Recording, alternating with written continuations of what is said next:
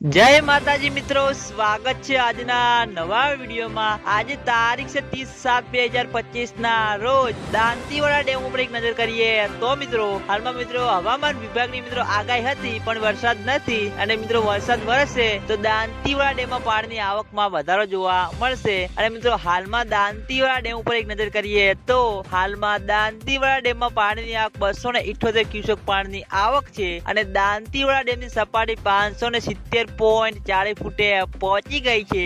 દાંતીવાડા ડેમની ભયાનક સપાટી 604 ફૂટ છે।